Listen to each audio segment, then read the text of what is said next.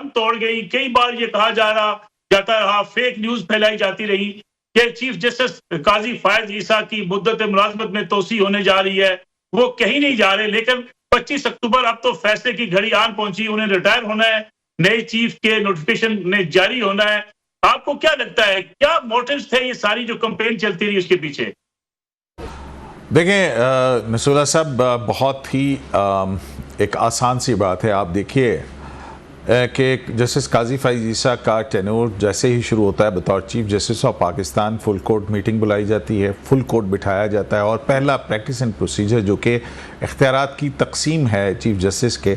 उस मुकदमे का फ़ैसला करके और फिर उसके बाद अदालत को आगे बढ़ाया जाता है। लेकिन फिर जब सेंसिटिव मामलात सामने आते हैं जिसमें कि 63A का केस है और जो बाकी मुकदमात हैं,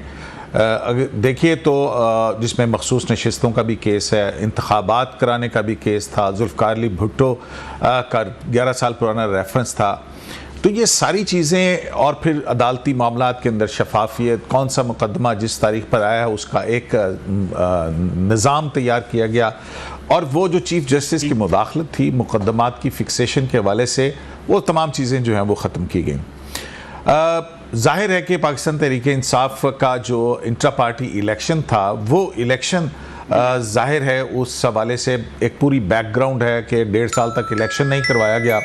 और फिर जो कानून के मुताबिक फ़ैसला बनता था वो फ़ैसला आया और उस फैसले के बाद से तनकीद का सिलसिला शुरू हुआ और उसी वक्त से ये कहानियाँ घड़नी शुरू कर दी गई जो कि सिर्फ ज़ेब दास्तां से ज़्यादा कुछ नहीं थी। तो बाकायदा कुछ लोग जो हैं वो इस बात को करते थे और फिर पाकिस्तान तहरीक इंसाफ का सोशल मीडिया और उनका जो प्रोपेगेंडा विंग है वो उसको एक लार्ज स्केल के ऊपर फैलाता था, जिससे ये टॉक ऑफ द टाउन बना। सिद्दीकी साहब, आपने गिलवाई जो इक़दामात, बड़े बड़े फैसले काजी फायज ईसा साहब ने किए, बड़े बोल्ड स्टेप भी लिए उन्होंने, लेकिन सुप्रीम कोर्ट में एक बड़ी डिवीजन हमें नजर आई। जजेस की तकसीम जो है वो जिस तरीके से सामने आई, फैसलों के ऊपर असरअंदाज हुई, ये भी जो इनके दौर का एक हिस्सा रहा है। इसको आप कैसे देखते हैं? देखिए, मैं पहले भी ये जो है ना कहता हूँ कि जो सुप्रीम कोर्ट ऑफ पाकिस्तान के जजेस हैं ये कोई फुटबॉल की टीम नहीं है कि जो मिलके खेलेंगे। ये जजेस हैं और इन्होंने आइन और कानून के नीचे हल्फ ले रखा है और उसमें जो है वो अपने अपने फैसले करने के अंदर आज़ाद है। और हमने ये देखा है बड़ी खुल के, सिर्फ यही नहीं, लाइव स्ट्रीमिंग की गई उन मुकदमात की। इससे ज़्यादा ट्रांसपेरेंसी आपको क्या नज़र आएगी कि किस तरह से मुकदमात की समाअत होती है और उसमें किस जज साहब का और क्या फ़ैसला है। रिज़र्व सीट्स का केस आप देखिए, क्या अगर ये मैनिपुलेशन की बात की जाती तो ये मुकदमा मंसूर अली शाह साहब के पास लगता? क्या मंसूर अली शाह साहब के बाद जो है वो फुल कोर्ट बनती? तो बहुत सारी ऐसी चीज़ें, यानी कि इस फुल कोर्ट के अंदर भी कि उस वक्त भी ये तरमीम के एक्सटेंशन होगी तो उस वक्त भी तजवीज़ दी गई कि अगर कोई इस तरह की तरमीम होती है तो उससे मुतासिर या फ़ायदा पहुँचने वाले जो जज साहिबान है उस बेंच का हिस्सा ना हो, जिस पर ये दो फाजिल जज जस्टिस मुनीब और जस्टिस मंसूर अली शाह इख्तलाफ करते हैं, जिसके बाद फुल कोर्ट जो है वो बनाई जाती है। तो वो मुकदमात का फ़ैसला भी आपके सामने है, जज साहिबान की आरा भी सामने है, उसका रिव्यू भी सामने है और 14 सितंबर का फ़ैसला जिस तरह से आया और जिस अंदाज में आया उसके ऊपर भी वो तनकीद होती है। तो ये सिर्फ तनकीद जो है वो सिर्फ काजी फायज ईसा की ज़ात ही के ऊपर क्यों है, ये एक बहुत बड़ा सवाल है। हालांकि हम ये देखते हैं कि काजी फायज ईसा को धमकियाँ देने वाले जो एक मिर्ज़ा इफ्तिखार जो थे उनको ना सिर्फ ज़मानतें दी जाती हैं, FIA उनकी एक तफ्तीश करती तो पता लगता है कि उन साहब ने वो कादियानी से शिया आलम हुए और शिया आलम, FIA की रिपोर्ट है कि उनके 7 फॉरेन करेंसी अकाउंट्स हैं और फिर उसके बाद की जो सारी सूरत उन पर कंटेम्प्ट का केस भी होता है लेकिन वो नहीं लगता और उनकी नीचे से ज़मानत हो जाती है। तो बहुत सारी ऐसी चीज़ें हैं जो प्रोपेगेंडा का हमने देखा कि निशाना बनाया गया। सिर्फ जुर्म ये कि आइन और कानून को सामने रखते हुए उसके मुताबिक फ़ैसले हों, आइन बहाल हो। अदालत ने जो ज़्यादतियाँ की हैं इस सफ़ेद इमारत के ऊपर जो काले धब्बे लगे हुए थे मुख्तलिफ फैसलों के हवाले से, वो 62(1)(f) का हो, वो 63(a) का हो, वो जुल्फ़िकार भुट्टो की फांसी का फैसला हो, वो 190 मिलियन पाउंड का फैसला हो, वो जो है ये इंट्रा पार्टी इलेक्शन के हवाले से एक अजीब बात है कि अगर कानून को नाफिज किया जाए तो जमहूरियत खतरे में पड़ गई। तो ये सारी वो एक उसमें आपको सामने आती हैं चीज़ें, हाय राफिया से लेके और फिर आर्टिकल 187 तक। बिल्कुल ठीक है सिद्दीकी साहब, अब आईनी तरामीम के हवाले से हुकूमत के दावे अपनी जगह पर, हुकूमत की मुलाकातें भी हुई, सियासी पार्लिमानी कमेटी का इजलास भी हो गया। क्या ये समझा जाए कि अब जस्टिस मंसूर अली शाह ही चीफ जस्टिस पाकिस्तान होंगे, या तरमीम के नतीजे में कोई जो बात की जाती 3 सीनियर जजेस के नाम हुकूमत के पास आएंगे, उसके नतीजे में कोई हुकूमत जो है अपना कोई कार्ड खेल सकती है? देखें, बुनियादी तौर पर आज जो आईन पाकिस्तान है उसके तहत सीनियर मोस्ट जज of the supreme court he chief justice होता है।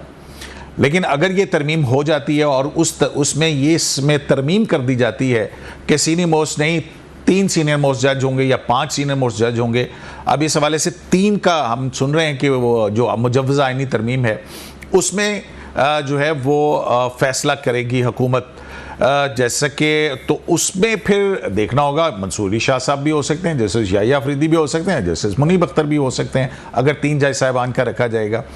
लेकिन उसके साथ ही एक फेडरल कॉन्स्टिट्यूशनल कोर्ट की जो है बात, और उस पर जो हमारी मुख्तलिफ बात हुई हुकूमत से भी और इधर भी, पाकिस्तान पीपल्स पार्टी जो है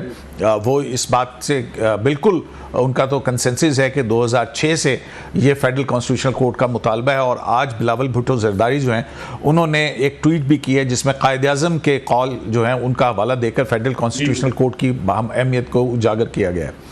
तो देखें, ये हमारी रीसेंट हिस्ट्री पिछली 20 साल की हमारे बड़े सामने है, जिसमें हमने ये देखा है कि सुप्रीम कोर्ट ऑफ पाकिस्तान ने 184(3) के इख्तियार को ऐसे इस्तेमाल किया कि हुकूमतों को यरगमाल बनाया। इसकी 184(3) की वजह से $10 अरब तक का इकॉनमी को नुकसान पहुंचाया। जुडिशरी की अपने अंदर जिस तरह से अपॉइंटमेंट हुई कि 4 नंबर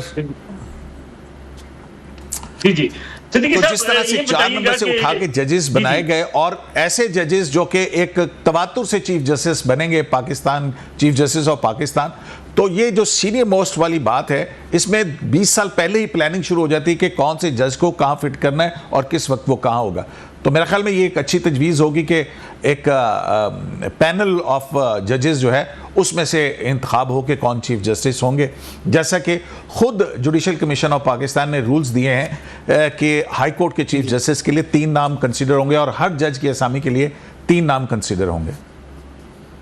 सिद्दीकी साहब, अगर आईनी अदालत का क़याम हो जाता है, तरमीम हो जाती है, तो इस बात का इम्कान मौजूद है कि काजी फायज ईसा जो है वो मौजूद रह सकते हैं आईनी अदालत के सरबराह के तौर पर? देखें, ये तो देखने वाली बात होगी कि वो, पहली बात तो ये है कि वो उनको ये ऑफ़र जाए और वो उस ऑफ़र को एक्सेप्ट करें। मेरी इतलात के मुताबिक चीफ जस्टिस काजी फायज ईसा जो हैं वो मेरे ख्याल में रिटायरमेंट के बाद जो है वो अपनी फैमिली के साथ एक तवील अरसे के लिए जो है शायद मुल्क से बाहर जाएंगे, और फिर उसके बाद वो तकरीबन 2-3 महीने के बाद से पाकिस्तान के अंदर वापस आएंगे।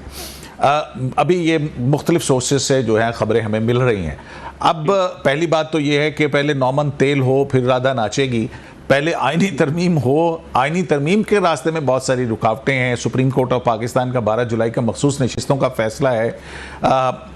MNAs की तादाद है, मुख्तलिफ सियासी पार्टियों की तजावीज़ हैं, वो जो मैजिक नंबर है कॉन्स्टिट्यूशनल अमेंडमेंट का वो हो पाता है या नहीं हो पाता है। तो अभी तक तो बहुत सारी ऐसी चीज़ें हैं